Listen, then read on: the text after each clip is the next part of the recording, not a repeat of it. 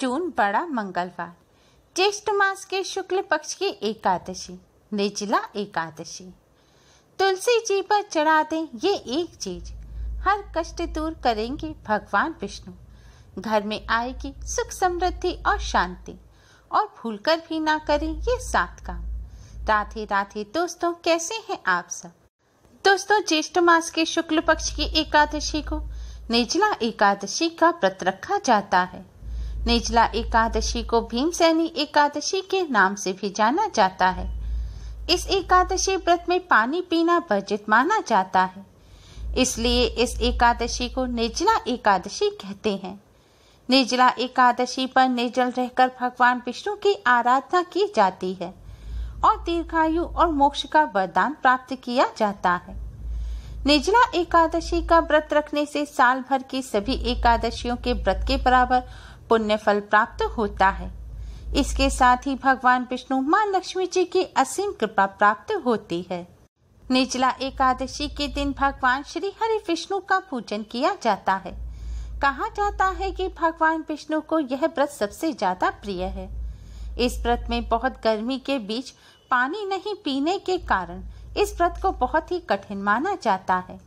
इस दिन भगवान विष्णु के मंत्र ओम नमो भगवते वासुदेवाय का जाप करना बहुत ही शुभ माना जाता है। व्रत के नियम एक दिन पहले गंगा दशहरा से ही शुरू हो जाते हैं।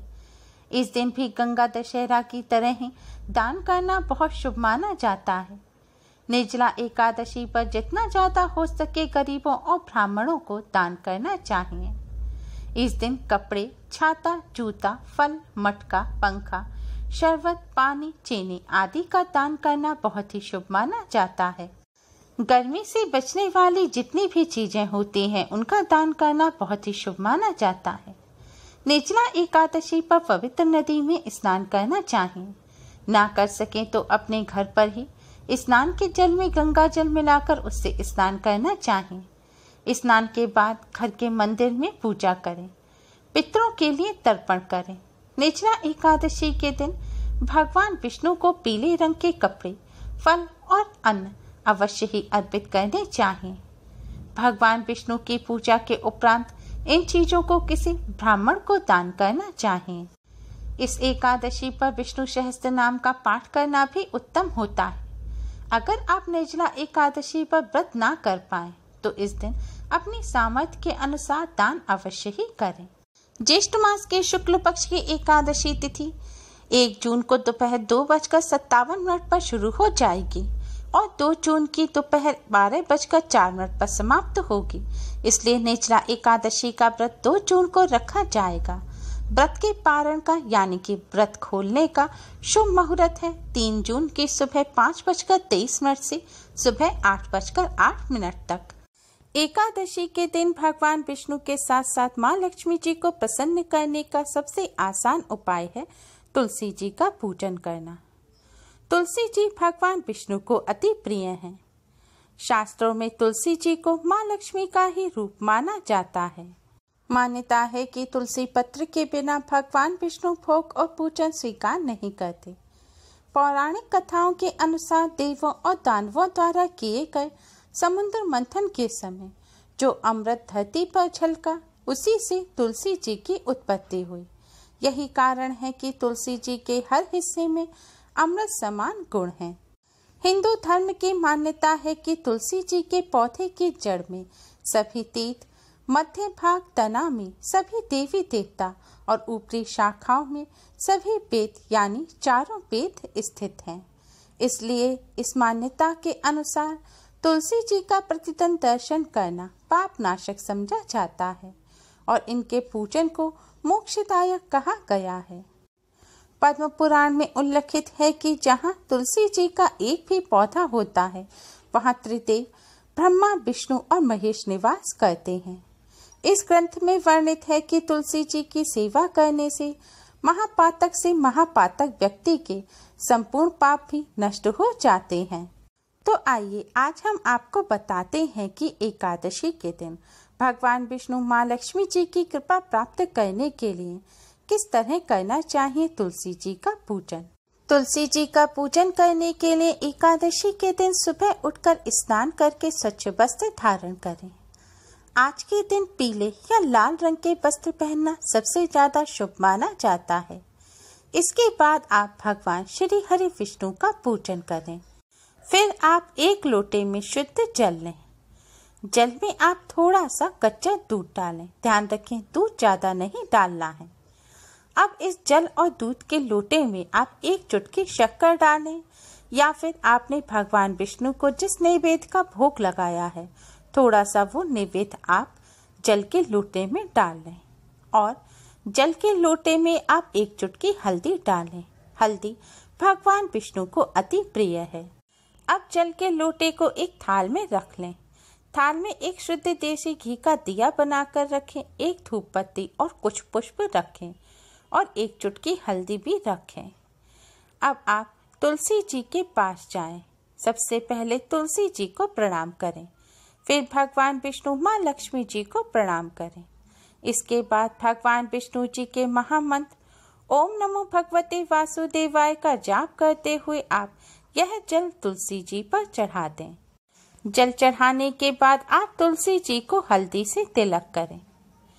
इसके बाद आप तुलसी जी के सामने शुद्ध देसी घी का दिया जलाएं और सुगंधित धूप बत्ती जलाएं। इसके बाद तुलसी जी को पुष्प अर्पित करें। इसके बाद 11 बार तुलसी माँ के गायत्री मंत्र का जाप करें। मंत्र है ओम श्री तुलसी विद्महे विष्णु प्रियाय धीमहि तन्नो बृंदा प्रचोदयात्। ओम श्री तुलसी विद्महे विष्णु प्रियाय धीमहि तन्नो बृंदा प्रचोदयात्। तुलसी जी के इस मंत्र का 11 बार जाप करें। इसके बाद 11 बार आप तुलसी जी की परिक्रमा करें। परिक्रमा करते समय भगवान विष्णु जी के महामंत्र ओम नमो भगवते वासुदेवाय का जाप करते रहें। परिक्रमा करने के बाद आप तुलसी माँ की आरती करें। अगर आपको तुलसी माँ की आरती नहीं आती तो आप भगवान विष्णु जी की ही आरती करें। इसके बाद तुलसी जी के पास की यानी कि तुलसी जी के जड़ के पास से मिट्टी लें और उससे अपने माथे पर तिलक करें।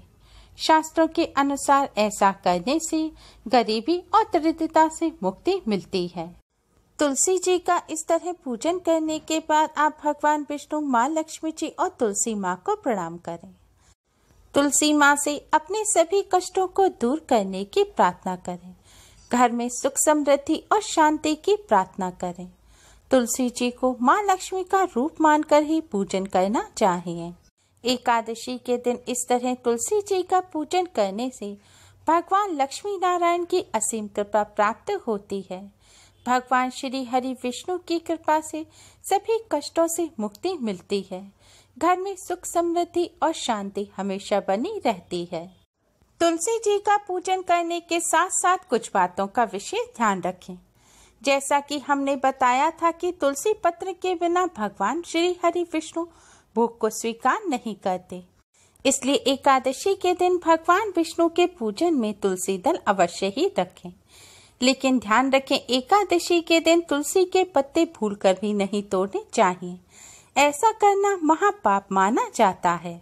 भगवान विष्णु को भोग लगाने के लिए या तो आप एक दिन पहले ही तुलसी के पत्ते तोड़ कर रख लें, या पहले भोग लगाए हुए जो पत्ते हैं उन्हें पानी से धोकर आप भगवान विष्णु को फिर से अर्पित कर सकते हैं, क्योंकि तुलसी जी के पत्ते कभी भी खराब नहीं होते। या फिर तुलसी जी के पौधे के पास अपने आप से जो टूटकर पत्ते गिर गए हैं, आप उनको उठाकर भी उन्हें धोकर भगवान विष्णु जी को भोग लगा सकते हैं। तुलसी जी का पूजन कभी भी पश्चिम या दक्षिण दिशा की तरफ मुख करके ना करें। तुलसी जी का पूजन हमेशा पूर्व या उत्तर दिशा की तरफ मुख करके करना ही शुभ माना जाता है। तुलसी जी को कभी भी संध्या काल के बाद जल अर्पित नहीं करना चाहिए। तुलसी जी का पूजन हमेशा स्नान करके ही करना चाहिए। तुलसी जी को बिना स्नान किए हुए स्पर्श भूलकर भी ना करें। एकादशी के दिन अगर आप व्रत रख भी रहे हैं या नहीं भी रख रहे, फिर भी इस दिन सात्विक भोजन ग्रहण करें। शुद्धता पवित्रता का ध्यान रखें। आज के दिन भगवान श्री हरि विष्णु माँ लक्ष्मी का पूजन अवश्य ही करें। एकादशी के दिन मीट, अंडा, प्याज, लहसुन, चावल आदि का सेवन भूलकर भी ना करें। ध्यान रखें, एकादशी के दिन किसी भी प्रकार से आप चावल का सेवन ना करें। यह करना महापाप माना जाता है। एकादशी के दिन चावल का सेवन निषेध माना गया है। और महिलाएं जब तक पीरियड पूरी तरह से ठीक ना हो जाए तब तक पूजन ना करें। कुछ महिलाओं का हमारे पास क्वेश्चन आता है कि 3 दिन हो गए या 5 दिन हो गए, अब पूजन कर सकते हैं।